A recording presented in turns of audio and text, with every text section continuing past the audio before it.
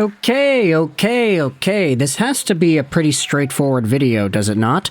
Today we are talking about the Vancouver Canucks and going over a bunch of updates regarding the trade status of players on the team. Now, last time we had talked about the Canucks and their trade situation, we discussed the idea of them bringing in a defenseman like Chris Tanev.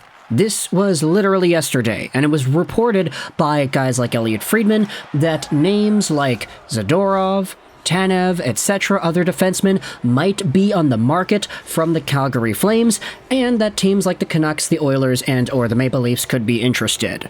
We also had some other updates from earlier on in this season saying that for Vancouver, the winger that was mostly going to be rotated around the trade cycle was Connor Garland. This was because his agent got permission to seek out a trade, citing a lack of playing time and a potential lack of opportunity. Connor Garland, as we know, was a 50-point guy with the Canucks the past few years who had been placed in a more lower position in the lineup. He's not a top 6 forward on this team right now. He is behind Phil DiGiuseppe, Brock Besser, Andrei Kuzmenko, and Ilya Mikheyev in terms of wingers on the team. So we talked about Garland, the teams that were involved, what we were hearing, speculation as to where he could be linked to. Washington, Nashville, these teams came to mind. But the main idea behind these trades was always pretty constant.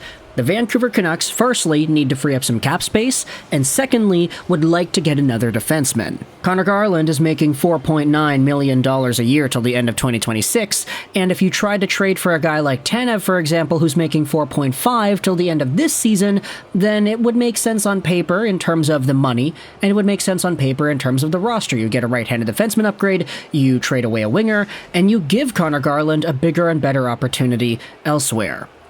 Well, we had ourselves some updates as to how things have changed. Let's go out there and read what Darren Dreger said yesterday. According to Dreger on the TSN Insider Show, the Canucks are looking for a right-shot defenseman, which is not shocking. Vancouver wants to trade depth on their wing. Also, Dreger says that Connor Garland is less motivated to move now.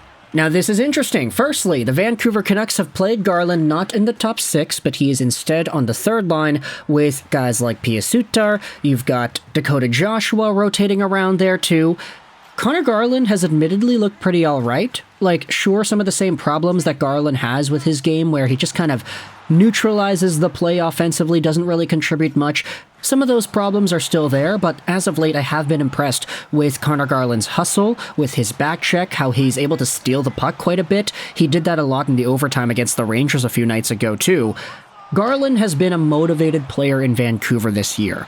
And it's interesting to me to note that Darren Dreger straight up saying, yeah, he doesn't want to move as much anymore. Like, he is okay now, sticking around here, even if he may not be in a top 6 role. The team is winning, Vancouver's got good vibes. Sure, Connor Garland himself is not really on the biggest role. He's at 3 points in 12 games this season, on pace for 21, which would be a pretty big decline from last year.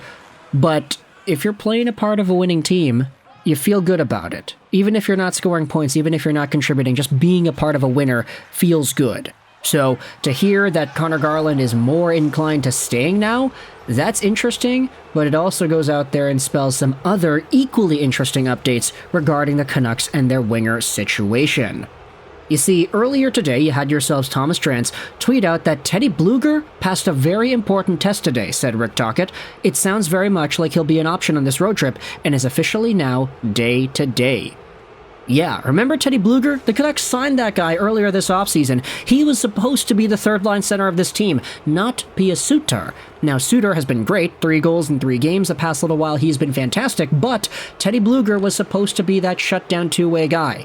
It's kind of funny because the Canucks are technically supposed to be getting better with Blueger coming back, and it's not even like they were all too bad anyway. I mean, 3rd in the NHL kind of says it all, right? So with Blueger coming back, there all of a sudden is an extra forward on this team that needs to get replaced. What's going to happen there? Do you take out Höglander from the lineup? I'd say probably not. Do you take out Joshua, Lafferty? These guys have been effective.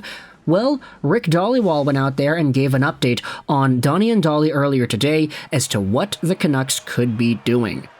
And the idea that's tossed around here is that the Canucks may actually be more inclined to move Anthony Beauvillier rather than Connor Garland. Now, Dhaliwal says in the clip here that Garland really has no control over this situation. Sure, he may want to stick around in Vancouver, he may want to stay, that's fine. But at the end of the day, this is up to Vancouver to pull the trigger on whatever move they see necessary. Dhaliwal says that if there's a trade proposal that comes along for Connor Garland that they feel makes sense, they're going to do it. There are defensemen like Tanev, Zadorov that are on the market and that could be targeted by the Vancouver Canucks. It's a really dynamic situation with the Vancouver Canucks and whom it is they're talking about on the trade market. Here's a tweet from Grady that kind of sums it all up. It sounds like the Canucks are now looking to move Beauvillier instead of Garland. Tocchet likes Garland's game. With Blueger nearing a return and Höglander playing solid, there is a logjam up front. And here's the thing about Anthony Beauvillier. We've noticed this about him the past little while, but he's also in that same dollar amount territory as Connor Garland. Garland's making 4.9, Beauvillier's making 4.1, so $800,000 in savings, but it's not really that big of a deal. Beauvillier also expires at the end of this season, so he's only a one-year rental. But Beauvillier has 5 points in 12 games this season, on pace for about 35. He's been a very streaky player throughout the years. Last year, he had 20 points in 33 Canucks games after getting acquired in the Bo Horvat deal. A really good amount. But this season, playing on what is essentially like the fourth line now, there hasn't really been that much production out of him, which is okay. He's still a part of a winning team. But you kind of do acknowledge that there is a streakiness to Beauvillier's game that really comes into play every few weeks or so. He'll get 0 points and then he'll come out with 2 goals in a game, and then he'll get a bunch of assists in that too, and then he'll go cold again and he'll not score for a while. Like, this happens for Beauvillier, and his defensive game isn't spectacular enough to justify keeping him in a defensive line position, that upon further evaluation, it's like, okay, you're paying $4.1 million for a really streaky guy in your bottom six that doesn't really produce all too much. He only does so in waves. He's not really as feisty as Connor Garland. He's not really as aggressive as Connor Garland is either, so I could understand if the Vancouver Canucks are leaning their focus more so towards trading Beauvillier, especially if the sentiment now is that Connor Garland is more willing to stick around on this team. If he's more motivated and he wants to stick around, then hey, that's fine. Like, there was already good value in Garland anyway the past few years. Now, if he's really wanting to stick around because the team's starting to win, then why not keep him around? The Beauvillier trade, if you trade him away, you're still getting rid of about $4 million in cap space, so that's still a lot of money. That's still a lot of dough to go out there and get a right-handed defenseman in a trade. If it's like Beauvillier for Tanev or something, I would be so ecstatic about that. Like, give me as much of an opportunity to get Chris Tanev back on the Vancouver Canucks as possible, because I want to see that go down. But of course, at the end of the day, that's not really guaranteed. Nothing is guaranteed in the trade market nowadays, even if a Connor Garland trade gets made. If the Canucks get proposed whatever for Connor Garland and we see that trade go down, then that's an entire other conversation we're going to have at a later date. But either way, let me know your thoughts in the comment section below. How do you feel about, firstly, the idea that the Canucks are more so inclined to trading Beauvillier away now instead of Connor Garland? Talk in the comments as well. How do you feel about Connor Garland's attitude towards this entire situation changing ever since the season began? It's not like Garland is producing a hell of a lot of points. It's not like he's being given the best minutes. He's playing in a bottom six third line role with some guys that aren't really the best offensive contributors. Like, I know Pia Suter had 3 goals in 3 games, but come on. He's no Elias Pettersson, for crying out loud. What are your thoughts on Teddy Bluger's return on the lineup and how you're going to have to free up a roster spot somehow when he comes back, whether that's Lafferty, Joshua, Höglander, or maybe a Beauvillier trade? Let me know your thoughts in the comment section below. How do you think the Canucks navigate the situation with their forwards, and what defensemen do you think they're going to try to pursue in this trade scenario? I hope you enjoyed this video, and bye.